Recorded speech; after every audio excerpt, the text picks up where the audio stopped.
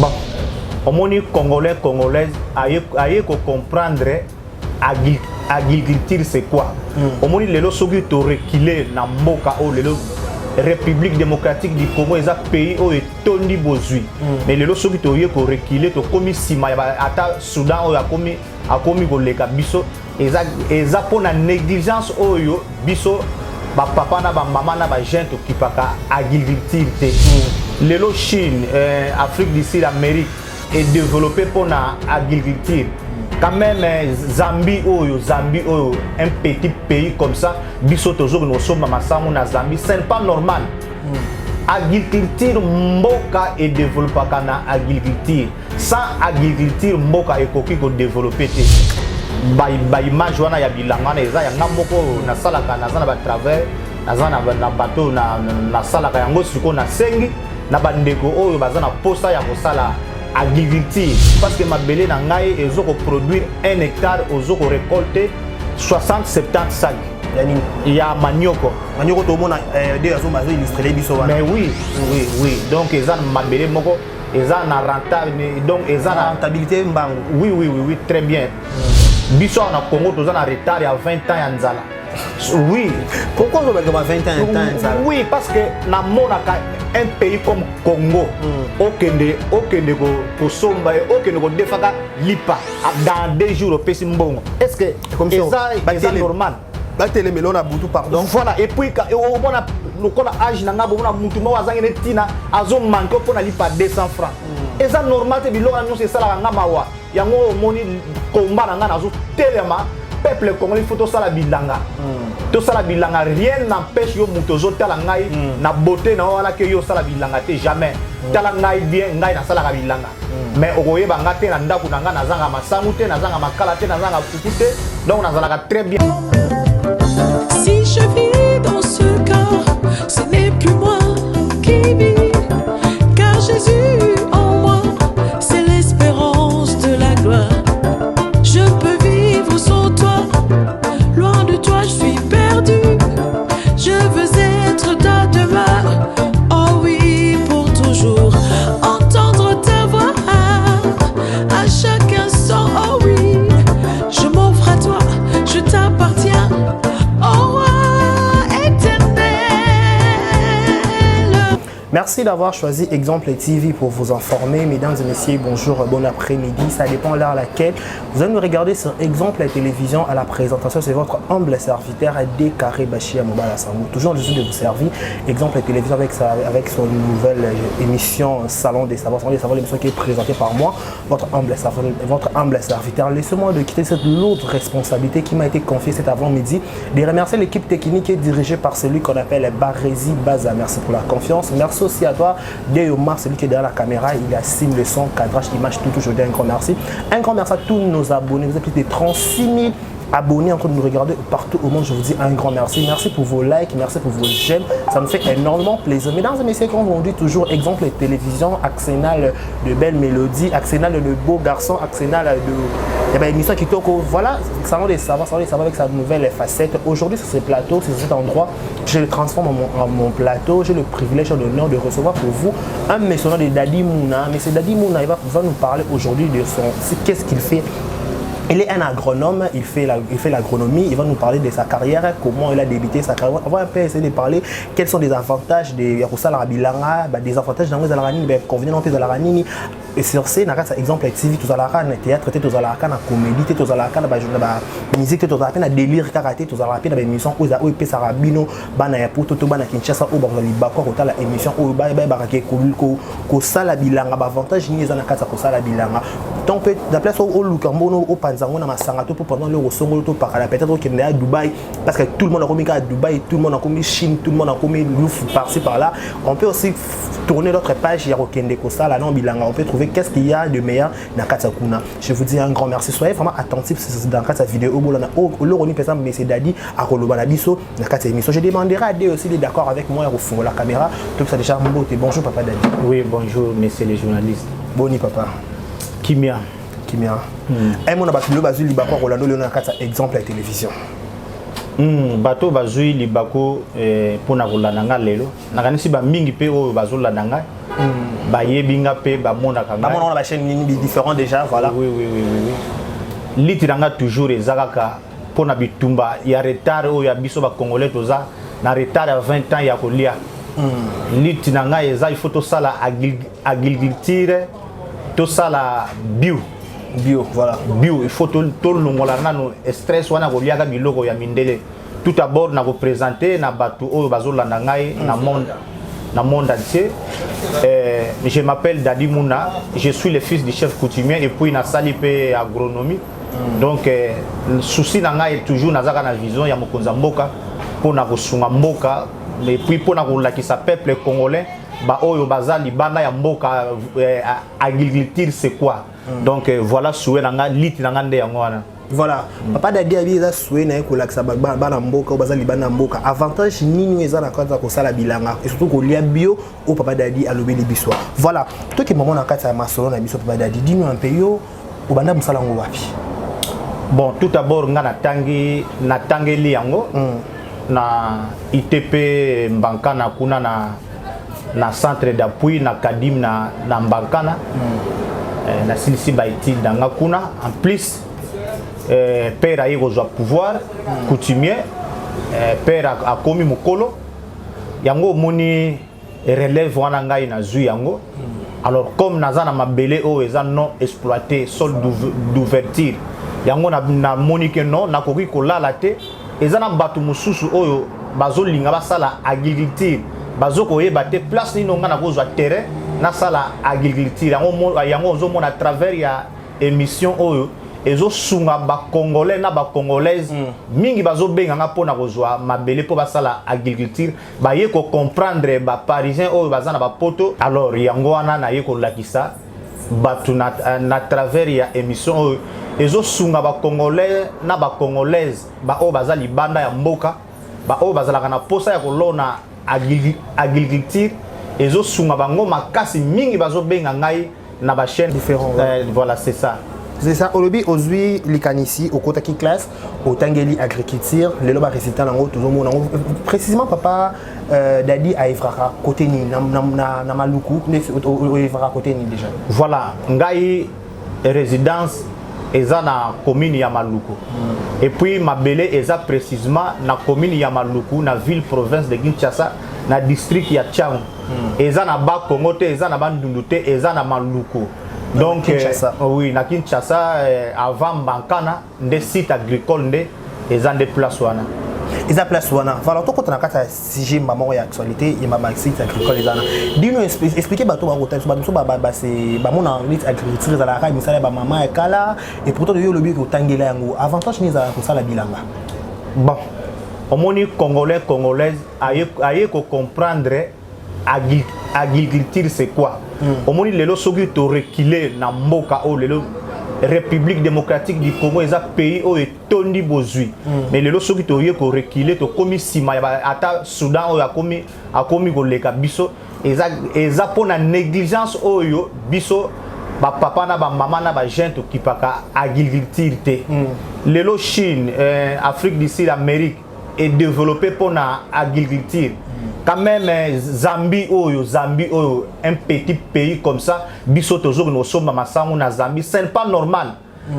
Agriculture mboka et développé kana agriculture sans agriculture mboka ekoki ko développer te pour les loba parisiens mingi ba sosoli donc sans faire mais azapena moi na poto te parce que ba flat et futa kana nango lisute pour bana poto mingi ba timbela lelo et comment nango soga ye akola isu na flat te ayira epa ya ndeko na ye cousin cousine boy bro alali ni ba séjour et koki azongi na ye lié ba mbongo na apesa kana ba flat okubona azo perdre ba 2000 ba 3000 na ba séjour voilà bana poto lokola poto crise kota boy ba timbela masolo ba changer cop voilà mieux kuta sala agriculture voilà na kuna na poto azo benga ndeni kuna bilanga eza bo teki ndeni mbongo wana ezo sala retour ezo balulango voilà donc yango zo mona émission o na bato bazo landa bato pena baza na bo yebi eza pena suivi et puis émission moko pena bazo ko féliciter nga pena makasi. Voilà, bazo ko féliciter makasi. Papa Dadi, et le bien très important et très capital par rapport à l'agriculture na mboka na biso. Tout mon appelle maman ex première dame maman Olive Lembe. Il est pas ça là qui Bukanga Lonzo wana. Il y a qui pena maman vague makasi. Il y a un point wana, il faut se pencher quand un système maman Olive te peut banda nous banda kala. Non, ngai na banda kala malgré nga soutien ezangaka na banda kala. Tout d'abord ba image wana ya bilanga na eza yanga moko na salaka na zana ba travers na zana na bateau na salaka yango siko na sengi na bandeko oyo bazana posta ya ko sala agriculture. Donc ba contacter ngai ba kozala décider ba kozwa bisika oyo et koki ko produire parce que mabele na ngai ezo ko produire 1 hectare ozo ko récolter 60-70 sacs. Il y a manioko. Manioko tout le monde a illustré les biso. Mais oui, oui. Donc ils ont mabele moko, ils ont na rentabilité. Donc ils ont na rentabilité mbango. Oui, très bien. Est-ce que papa na likambo obi ya mabele wana? Mabele wana ezaya yo to pesa comment parce que tu makamboza bien na Kinshasa ah batapoto bakota la vidéo ba sepeli na makambozo koloba ba lukio ba sombi lopango comme yo lopango et mabele ngo ezaya 2 personnes ezaya 3 personnes 4 personnes ben inconvénient de batapoto vraiment obanga pe kosomba et surtout ba terrain pour na ko exploiter yango. Voilà. Tout d'abord na ko mutuna na otuni eza pena mutuna ya malamu mabele ezalaka l'état ezalaka ya individuité mabele ezalaka l'état biso ba chef coutumier toza ba gérant oyo to géraka mabele ya l'état. Alors soki individu alinga ya ko zwa mabele pananga asombi soit location parce que ils ont des conditions ils ont achat définitivement na location. OK. Après ça lettre ko sala ni protocole d'accord et pananga ngai na ko memaye na l'état et pas ya brukumès lokola na commune ya Maluku na chef du quartier azu ba document na ye. Après ça à partir ya commune ba géomètre communal ba kei ko délimiter terrain. Après ça ba bimise numéro ya cadastre azu terrain na ye et puis mabele o yo lobi ke ya ba conflit oui ezalaka oui biso toza na mabele ya agricole mabele ya conflit wana ba teke toza na deux sortes ya ba teke toza na ba wumbu na ba boala biso toza ba boala ba senzi oyo bazoko yokisa batu soni yango moni ngai na yeko corriger ba antivaleur wana ya ba chef coutumier oyo ya bakinkole oyo ya bantsele oyo obengo ba senzi oui parce que ba senzi dans quel sens lokola yo yeko somba terrain ya habitation 20 mètres sur 30 siko lero PC soit disant comme moi $2000 na yo ye siko akosala aventure na terrain moko il faut tegela batu 5 6 7 abandi ko betsa bino mutu voilà et so comme ya ba parquet alors et loko wana yango moni e bebisi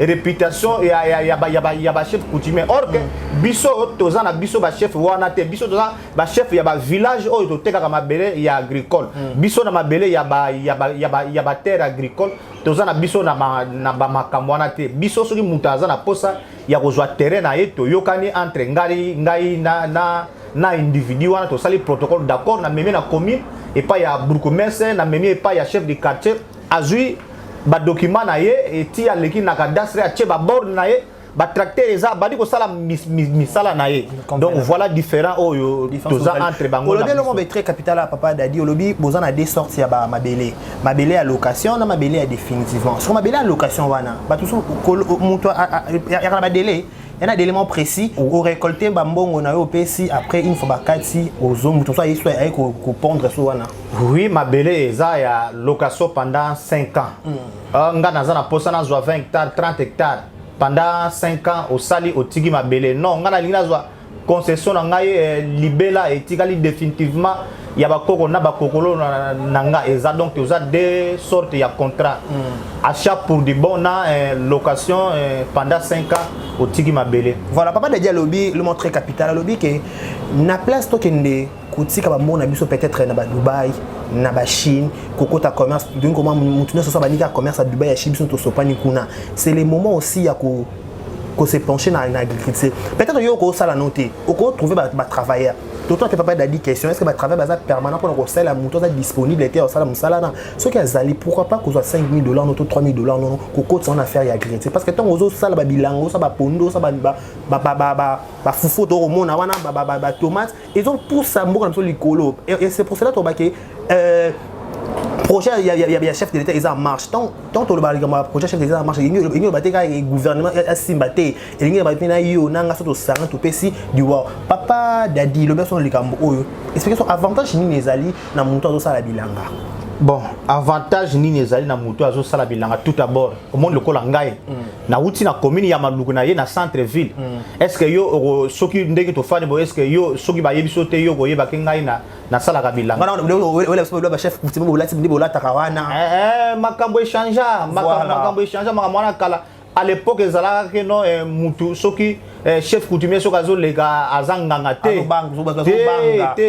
au contraire kutu na minute ba chef coutumier bango nde bato baza baprêtre bazotambola na bakara danger bazosala bapalin mpe ya danger parce que eloko moko te eleki mabele oui eloko moko te eleki mabele mpo biso toyambaka bato ya ndenge na ndenge bakonzi oyo nyonso na leta oyo biso toyambaka bango bayaka mabele alors bilanga nde eza fin parce que ngai lelo boye na ba classe na tangi na tongi ndako te mais grâce ya bilanga na tongi ndako donc bilanga nde eza fin bilanga elongolaka tout d'abord elongolaka pauvreté na kati ya libota voilà bino bato boza na niveau poto sombela bandeko ferme soki oza na tate sombela bango ferme bakotungisa yo te l'air yo sombeli bango ferme yo koloba ke bokende kuna na ferme bokende kozwa bataba baza kuna fufu eza kuna tout consort eza kuna donc bino bato boza libana mboka soko olingi ozala l'aise bandeko batungisa yo te sombela bango ferme biso na Congo toza na retard ya 20 ans ya nzala.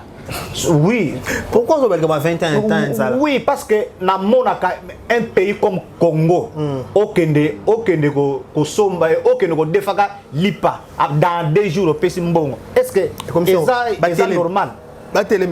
Pardon. Voilà, et puis on a le âge nanga bon mutu mo azangene tina azo manko pona lipa 200 francs.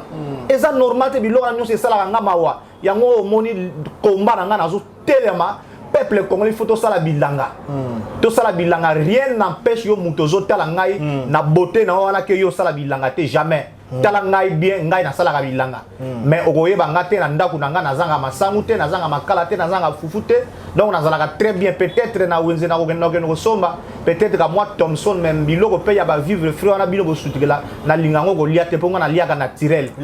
Donc c'est ça. C'est ça. Papa Dadi, est-ce que na likamona na lobaki on a na bande l'émission na bi bon na muto asombi mabele wana. Peut-être nga manzaka na ngai peut-être mo nga manzaka na mbona bi ngai boga na kota bilanga. Est-ce que baza disponible pour na osela bon pe bilanga wana misala na bazali? Oui, bato baza disponible bana o ba uta na bandundu ba mbala wana baza kuna na plateau belé bango balonaka 1 hectare na 2 jours. 1 hectare c'est combien Et ça 100 mètres carrés. C'est un jour. 2 jours. OK. Et sili bango. Donc et puis ba senga pe mbongo moke. Donc 1 hectare est moins il y a $50. 1 hectare, colonne la moutou graine. Faut expliquer bien. Colonne exemple ba boutiri ya bama nyoko wana. Donc bassin nini $40. Donc le cola 80 000. On a combien de personnes? On a 2 personnes. Bassin donc $20 le cola $40 dans yo lingi no maboko dans 2 jours. L'oniro 1 hectare ici. Ozomona. Bato baza belé kuna na niveau plateau bato baza belé. Mais papa Dadi question mo yelinga en habité so bato autant peut-être ba tout na question. So par exemple au sombi mabele pa na bino de bolobi wana. Osobaki pona bilanga. Au sali au planter au bénéficier au teki aux une bonne koki. Est-ce que peut au koki pe ko kotika no côté kabilanga otonginda on na kasa mabele wana c'est possible? Mais oui, mais l'air mutasombi terrain est définitivement. C'est-à-dire lingi koloba parce que au monde bamususu surtout coutume ya ba Congo soki asombi ferme na ye. Soit disant maman na ye noko ne nyese ne soka kufi ba okende ko kunda na ferme na ye. Otonginda kuna yo o loni ba arbre fruitier na yo. Donc etikali concession na yo privé attaque nyama kufo bien mayebo na concession na yo na ndenge biso na loi ndenge za okotika la kozwa yango te parce que déjà sur yo teka ba papier ça déjà signé oui eza concession ya bato donc mutu wana atako asali 5 ans yaka te eza concession ya mutu eza occupé. Voilà, vous comprenez ngane papa Dadi lo baboye motiver ngade papa Dadi na peut-être so na mbongo na ngade na sur place bonne émission peut-être on a payé ça notamment 1 hectare to peut-être atama ndambu kaka na bana ko cultiver pas au monde a déjà des papa Dadi avantage c'est ça que bazolo na dans 2 jours dans 100 hectares dans 2 jours. Donc ça va donner dans 2 jours on a résultat après combien de temps? Bon, après, dans 3 mois, 4 mois, au bandi qu'on récolte, en tout cas, bilanga, conseil n'a pas ça na bandi ko bazol la nangai, attaque awa nagi, parce que émission n'a pas pena, na sala ngopo na ba kinoate, na sala ngapo na oui, pona ba bateau. C'est le paresseux. Voilà. Toza ba paresseux.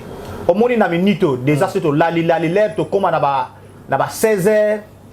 Il faut mon bandal ndenge ekotelama. Or que zo mbongo wana 500 600 700 na yo zo ko dépenser wana okoki ko tiango na bilanga après 3 mois 4 mois voilà et ko pesa yo fois 2 fois 4 fois 5 bilanga omoni mabele o tozo nyata oyo abomba akosaka te et puis amelaka te ko na meli yo sans pesa yo résultat lokuta voilà alors bilanga nde yango nde base bilanga okoki ko tia $1000 dans 3 mois okozwa 3000 un avantage ya bongo et surtout ça mais mal masanga okoki ko tia $500 na minute et botelo ka quit voilà l'air ka ozotombo la vert na sena 0 donc 0 c'est-à-dire ozo sala no ilo moté donc 0 sur 0 donc c'est ça na ko senga na bato oyo ba yoki ngai to sala agriculture et vous allez pena malamu mingi bokota na monde ya agriculture okomona kita mboka na biso e ko tombama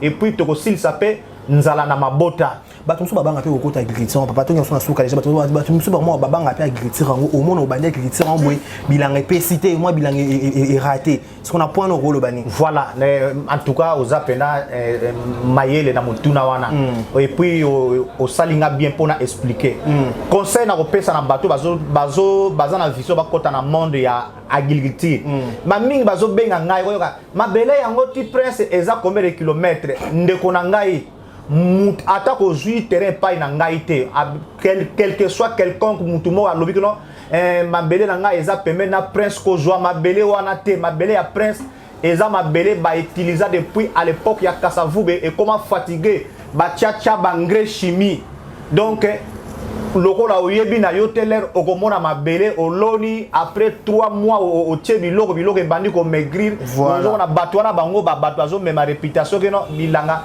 e futaka te or que bilanga il faut ko sala solde d'ouverture donc solde d'ouverture c'est-à-dire mabele oyo banda nzambe asala mokili nano ba sala yango te puis il faut mai ezala secret ya ferme za mai parce que okolona masango okolia lisango okomela mayo okolona linyoko okolia linyoko mela mayo travailleur akosala misala akosokola mayo alors yango ozomona mabele nanga bato bazoko préférer eza na kati eza sol d'ouverture eza na mai yango ozomona bato et puis eza pe na production makasi yango ozomona Europe Amérique Asie eza bouger bato donc nazo lala te mikolo yo ba pel mingi na niveau libana mboka na ba congolais oyo bakenda koluka bango de bato ayibi valeur ya agriculture na niveau ya mboka donc bazo ko sepela pena na mabele na ngatu d'abord eza na mai eza na sol d'ouverture quand même eza ka moins longue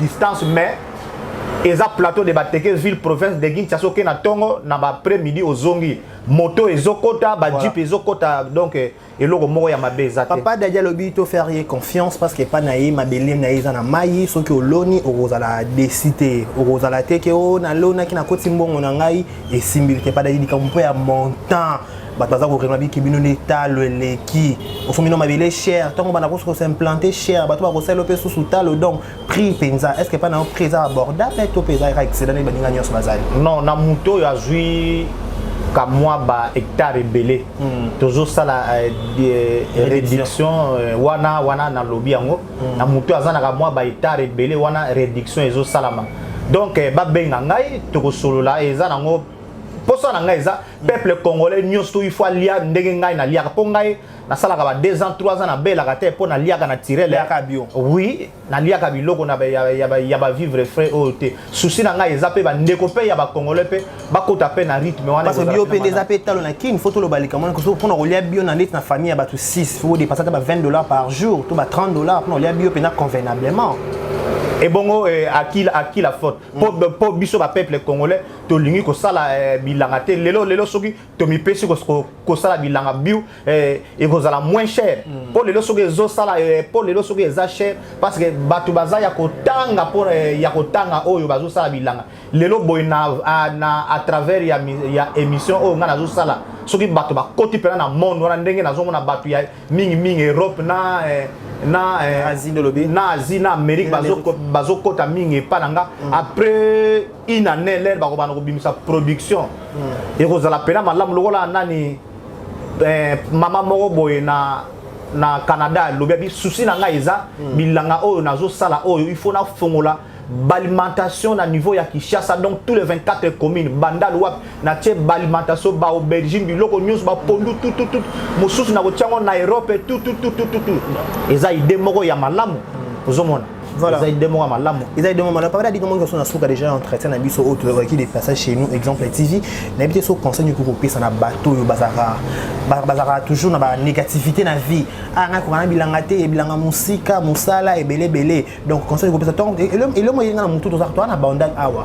Nangambo awa ezaka place comme kino basis lelo ezalaka pépinière. Bato banda ko desi bato habitant banda olia kaka bio. Donc ça na 500 francs côté pépinière aux ndunde belo ko zanga ngai belé. Mais banda ba boma pe pépinière on na bandel pe bilanga penza et perdra sens nango. Blo so comme cher na habité papa dadi conseil ni ko pesa na bato bazuli oliba ko tala yo to pe ko motiver bango le lenge ni ba sala bilanga parce que moi je trouve c'est une bonne idée.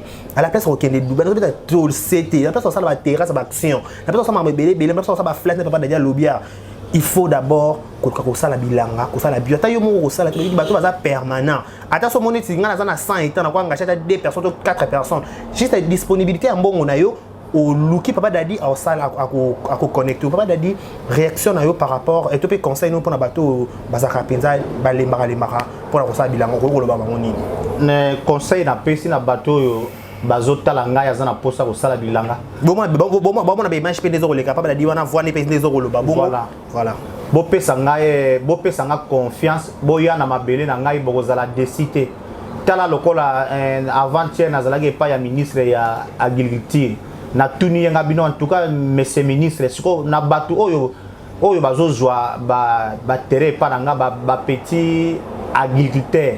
Siko qu'est-ce qu'on doit faire pour na bango abino chef de l'état pesi ndingisa na mutu oyo amise donné na agriculture soki aza na ba document na ye aye na niveau ya ministère ya agriculture to ko financer pour être akende liboso na vision ya chef de l'état donc boya epai na ngai bokozala décider bokozwa place ya mai po mingi na yebike bataza na posa mai mai ezali na kanisi na bililingi bozo komona mai wana to mai belé pe sur le ko de azo illustrer biso ba image mai yango wana boya bokozala décider donc bakoloba men siko to ko benga ye ndenge ni voilà surtout numéro numéro na ngai eza yango wana na bande ya okoloba pe boye na bande de fil yango wana numéro na ngai soko lingo zwa ngai na WhatsApp plus 243 085 160 34 82 085 160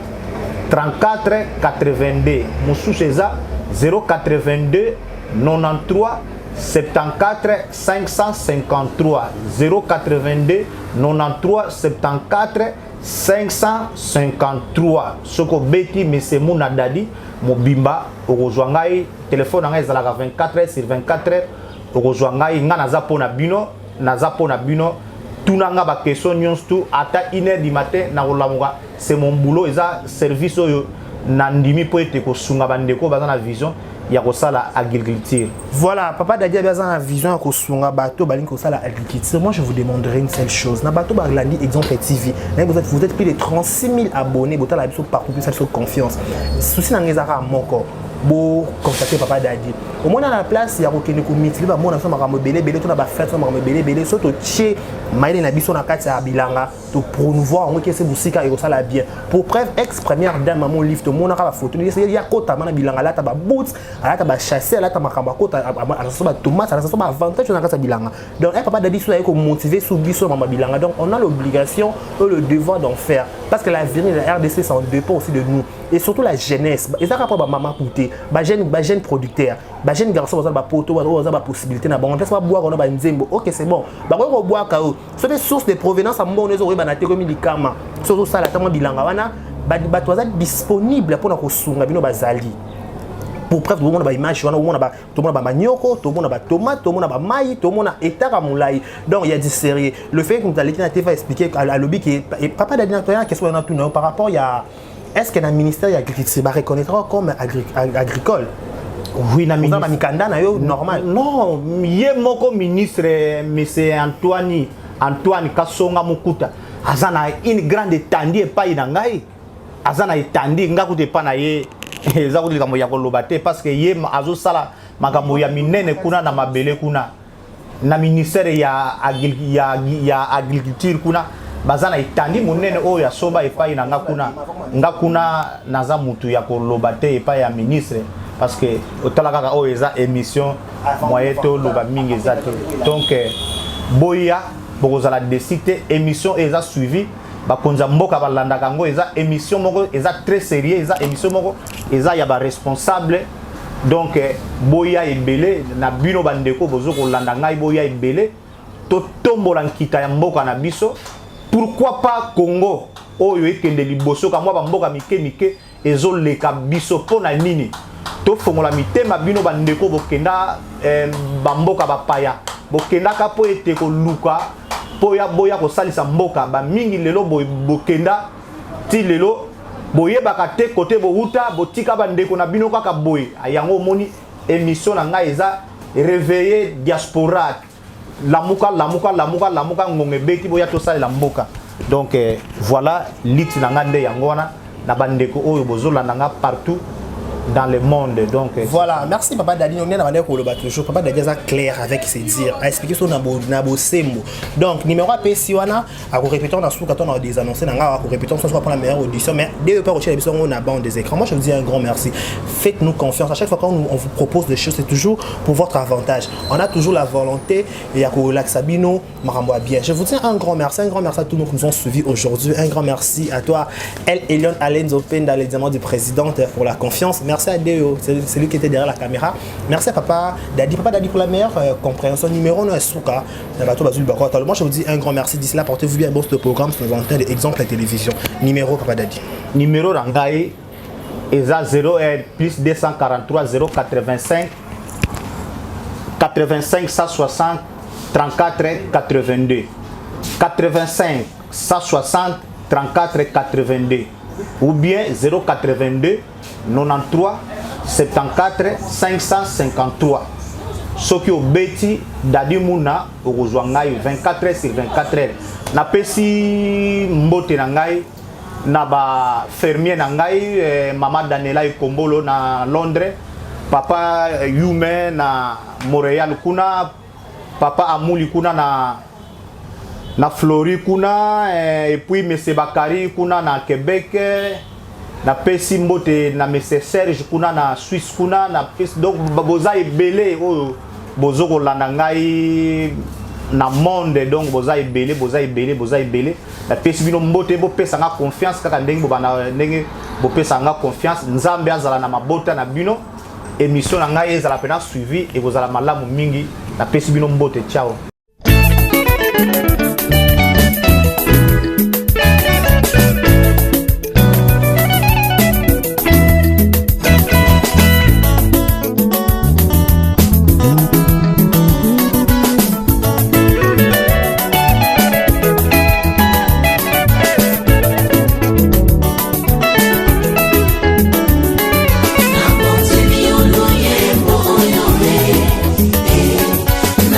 Baby,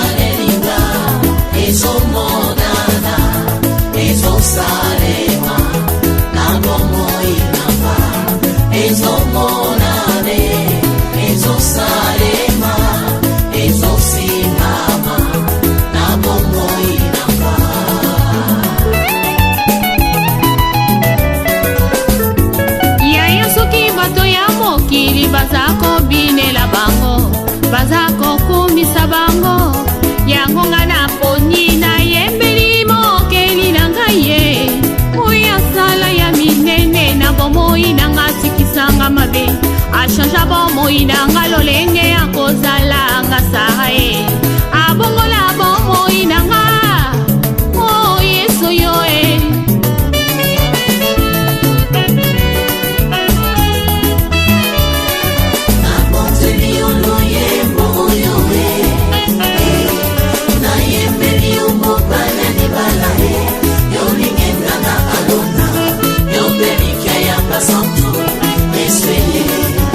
Masumu na ngai komi lokola ngola Tambe na bomoye Yondo nimisaka nga Pe yo petolaka ngai Tina nini natika nzela na yo Nakolanda se yo Kinosuka ya bomoi nanga Sunga bomoi nanga yawe Tambusanga na nzela ya semo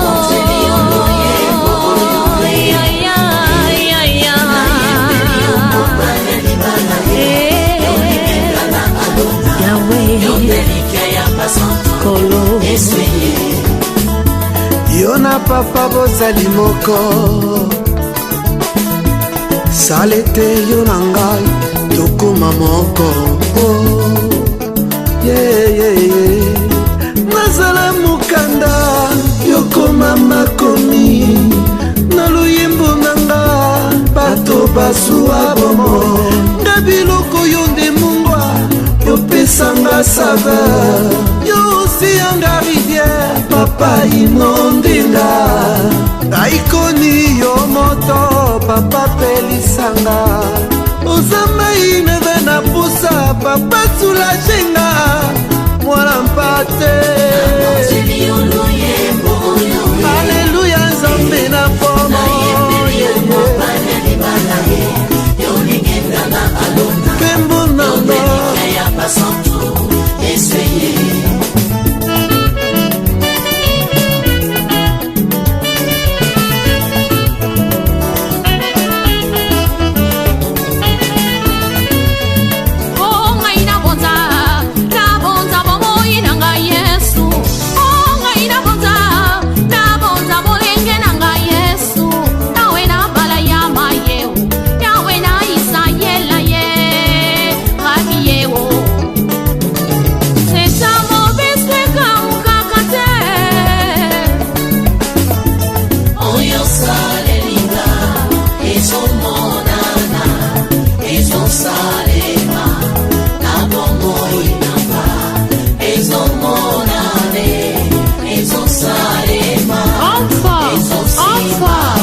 toi Seigneur.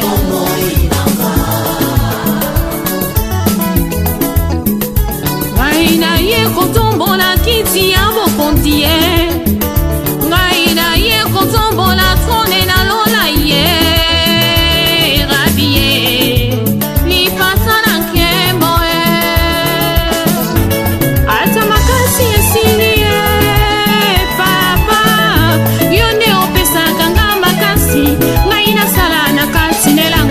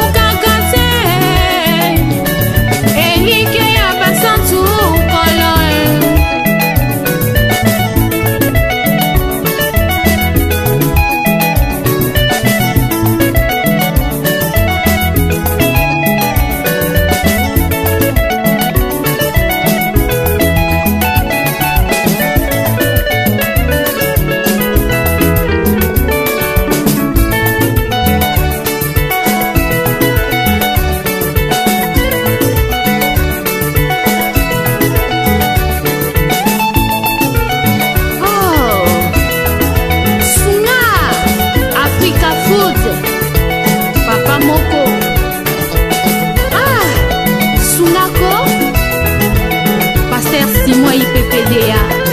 Ah, Sunga, Fernanga, Nathalie. Ah, Naye Kotombola, Trombe na kit na bokos.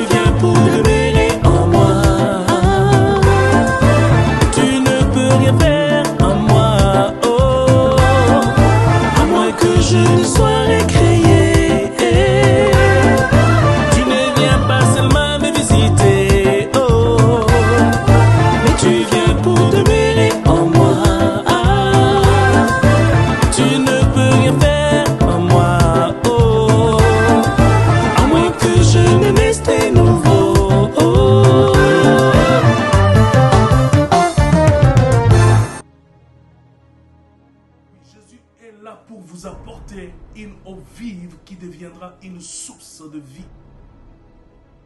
Cette nouvelle qualité de vie imprégnée de l'amour de Dieu est pour toujours. C'est pourquoi je vous invite à donner votre vie à Jésus. En ces temps troublants, Jésus est la seule solution qu'il vous faut. Accepte Jésus dans ta vie et tu auras l'assurance pour le lendemain. Prie avec moi maintenant.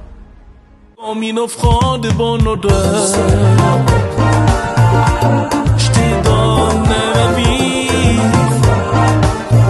que ma vie soit pour toi. Je réalise. Exemple TV qui toque, rien à dire. Abonnez-vous massivement sur Exemple TV. Batou bolinga nada, encore commis à sans périque boy. Faut vous s'abonner. Vous s'abonner à Exemple TV. C'est Exemple TV. Vous s'abonner à la chaîne YouTube. Exemple TV qui toque, rien à dire. Yaya, un exemple à suivre, cette fois-ci Exemple TV. Si on voit un exemplaire en autres, on va s'abonner. Exemple télévision, c'est vraiment un exemple à suivre. Il n'y a pas de polémique, il n'y a pas de conneries, il n'y a pas de... C'est vraiment... Il y a dans la lignée, il y a dans la nzela.